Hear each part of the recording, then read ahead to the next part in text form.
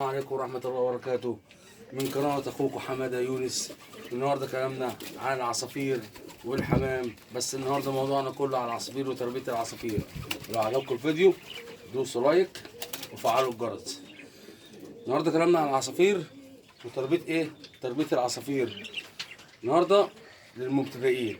النهاردة دي عصافير. أنا الحمد لله كنت مبطل عصافير ومبطل حمام من 6 سنين و7 سنين، ولسه راجع جديد تاني الحمد لله. ببدأ اربي تاني من اول وجديد. النهارده عصافيرنا لازم ننضف لها، لازم نتابع العصفور ونتابع العصافير. في مشكله بتقابل الغواي وبتقابل الناس اللي هم لسه مربيين، ان العصفوره يقول لك مثلا ده انا جايب جوز بقالهم بتاع 7 اشهر و8 اشهر وبقالهم سنه ما بضوش. تبقى في مشكله هنا محدش واخد باله منها. في مشكله تبقى ساعات في النطي او في الديكوره. الذكر ساعات بتلاقيه مليس او النتايه مليسه. الذكر المليس او النتايه المليسه دول يقعدوا ما بيبيضوش. فاحنا الحمد لله بنعالج الذكر وبنعالج النتايه بفضل من عند ربنا. ودوت النتايه دي حركها فيديو. النتايه دي كانت مشحمه والحمد لله عالجناها وباضت وطلعت زغللها بفضل ما عند ربنا. نتكلم بقى عن معالجه الحاجات المليسه والحاجات اللي هي بتبقى مشحمه زياده عن اللازم. اولا بتبقى في مشكله في الكلفه، ان هو الاكل بتاع العصافير بتزود حاجه عن حاجه. فطبعا الفرد بياكل بيشحم يبقى ما بيبيضش. لما بيشحم بتقفل على الكيس، بتعمل كيس كده عند بطن العصفوره.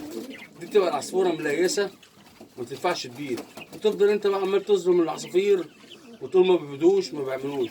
فاحنا بنعالجهم بطريقه خفيفه. طبعا العصافير بتاكل بلكم وجنيبه وفرارس، 3 انواع بتخلطوا على بعض. بس طبعا بنقلل العصافير، بنقلل الفرارس بتاعتها. ماشي. كتر الفرارس بيخلي العصفوره تشحم. الفرارس دي بنزودها لما يكون عصفوره تحتها زغاليل، نبدا نزود الفرارس. فهي بتاكل وبتصرف على طول، غير العصفوره ان هي مش بايظه او مش تحتها زغاليل، تبدا تاكل فرارس فبتشحم.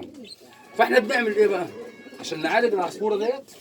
الحمد لله عالجناها وبفضل الله جوزناها لذكرها تاني وباضت وطلعت الزغاليل بفضل الله. اللي بيحصل بناخد العصفوره ديت بنحطها في مكان لوحده، مكان واسع شويه، وبنرغي جميع الاكل البلكم والفرارس، بنحط جنيبه فقط لا غير.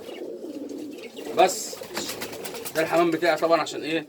ده التحضين، ان انا عندي الغايه فوق وبفرخ حمام فوق، فده التحضين بتاعي. فالتحضين بيبقى لازم يبقى سايق كده. بس المهم كلامنا خلينا موضوعنا في العصافير. فنبدا ناخد النتايه او الذكر نحطهم في مكان لوحده واسع زي السلاكه دي مثلا. السلاكه دي سلاكه الفرخ بتاعي. بس طبعا الدور اللي تحت دوت بنخليه ايه؟ بنخليه العصفور لما يكون عصفور تعبان ولا في اي حاجه. ناخد العصفوره ونحطها في مكان واسع، ان احنا نخليها تتحرك اكتر واكتر، وبنمنع الاكل كله. بنحط جنيبه فقط لا غير، جنيبه فقط لا غير، مع بقدونس اللي هو الخضره دي. فرد العصفور ياكل الجنيبه، لان الجنيبه حاجه رقيقه ما بتشحمش، والبقدونس بينزل الشحوم على طول.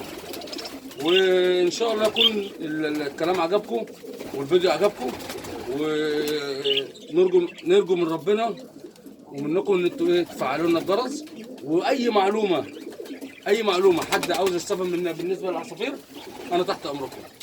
والسلام عليكم ورحمه الله وبركاته. مع اخوك حمادة يونس.